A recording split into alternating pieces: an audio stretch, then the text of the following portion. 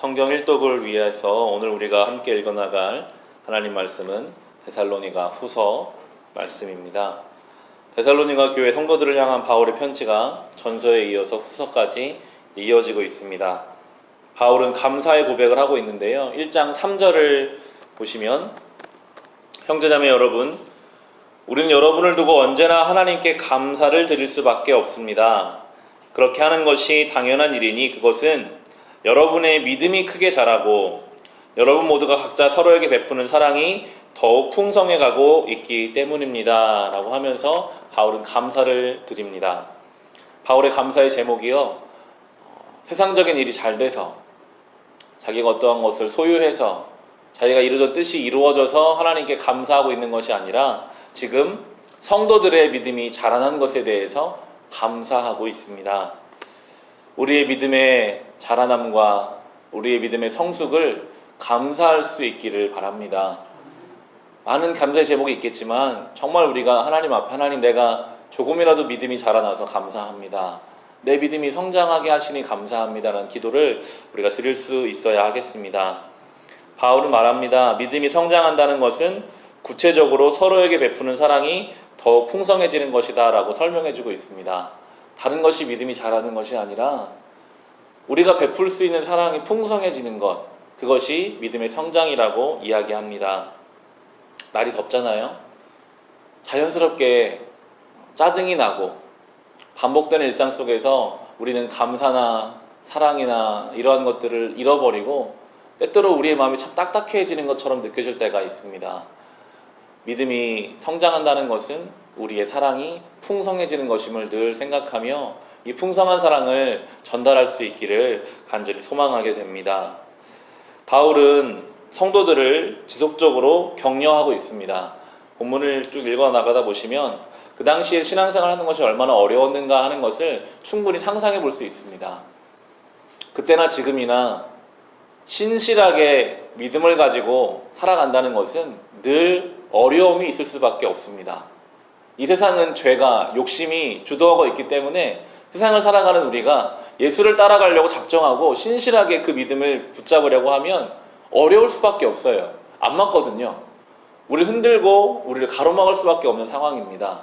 그래서 바울은 끊임없이 이 서신서를 통해서 성도들을 위로합니다. 힘들지, 어렵지, 하지만 잘하고 있다, 하나님이 아신다라고 격려하는데요. 이어지는 본문 6절, 7절, 8절을 보시면 하나님은 공의를 베푸십니다.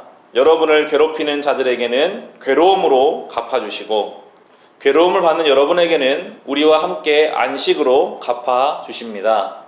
이 일은 주 예수께서 자기의 권능 있는 천사들과 함께 하늘로부터 불꽃에 쌓여 나타나셔서 하나님을 알지 못하는 자들과 우리 주 예수의 복음에 순종하지 않는 자들을 처벌하실 때에 일어날 것입니다 라고 하면서 주님을 인해서 괴로움을 당한다면 주님이 그 괴로움을 다 갚아주실 것이라고, 특별히 예수로 인하여 괴로움 당하는 이들에게는 안식을 주실 것이라고 분명하게 말씀하고 계십니다.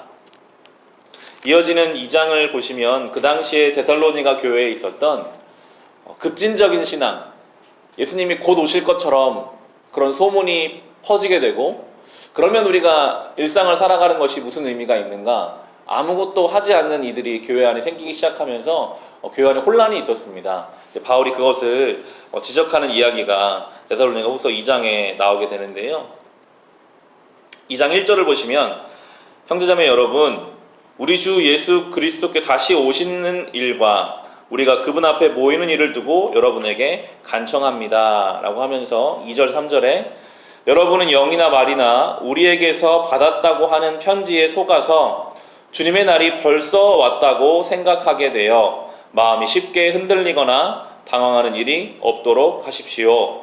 여러분은 아무에게도 어떤 방식으로도 속아 넘어가지 마십시오. 그날이 오기 전에 먼저 믿음을 배신하는 일이 생기고 불법자 곧 멸망의 자식이 나타날 것입니다 라고 경고하고 있습니다. 늘 교회 안에는 미혹하는 일들이 생깁니다. 우리는 이미 수많은 이단들을 보아왔고 앞으로도 볼 것입니다. 성경에 나오고 있거든요. 마지막 때가 되기 전에 믿음을 배신하는 일들이 생길 거다. 이미 예고된 일입니다.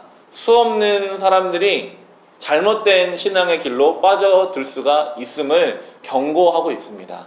우리는 늘 깨어서 이 성경 중심으로 하나님 말씀 앞에 우리를 굳건하게 세우지 않으면 흔들릴 수밖에 없다라고 바울은 말합니다.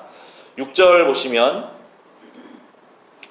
형제자매 여러분, 3장 6절입니다. 3장 6절에 보시면 그 당시에 이러한 잘못된 신앙에 빠져서 그 삶을 돌아보지 않은 사람들이 나오는데요. 3장 6절에 보시면 형제자매 여러분, 우리는 우리 주 예수 그리스도의 이름으로 여러분에게 명령합니다. 무절제하게 살고 우리에게서 받은 전통을 따르지 않는 모든 신도를 멀리 하십시오. 10절에 우리가 여러분과 함께 있을 때 일하기를 싫어하는 사람은 먹지도 말라 하고 거듭 명하였습니다. 라고 말하고 있는 것은 앞서 말씀드린 것처럼 이제 곧 예수님이 오실 텐데 내가 가정을 돌봐서 뭐하며 일상에 나가서 일하면 뭐하며 그냥 주님 오실 때까지 아무것도 하지 않고 살아야겠다라는 사람들이 교회 안에 있었어요. 그 사람들이 주변 사람들의 영향을 미치기 시작했기 때문에 분명하게 이야기하고 있습니다. 균형을 잡으라. 물론 우리는 늘 주님이 언제 오실지 모르기 때문에 그걸 대비하며 살아야 합니다. 그런데 하나님은 그런 우리에게 교회에 모여서 예배만 드려라 라고 하시는 것이 아니라 우리 삶을 주셨어요. 가정을 주셨고요. 우리가 살아가야 할 그 삶의 자리를 허락해 주셨습니다. 늘 우리는 이 균형을 잘 맞추며 살아가야 합니다. 한쪽에만 빠져서는 안 될 것입니다. 믿음의 성장은 오늘 바울이 말한 것처럼 베푸는 사랑이 풍성해지는 것입니다. 우리가 이 믿음의 성장을 늘 가슴에 새기며 내 믿음이 조금씩 자라남으로 균형을 잘 잡고 정말 하나님 원하시는 신앙이 무엇일까? 내가 어떻게 하는 것이 주님의 나라를 이 땅 가운데 이루어가는 것일까 하는 것을 오늘도 생각하시며 신앙의 길을 일상의 삶을 살아가시기를 주님의 이름으로 축원합니다.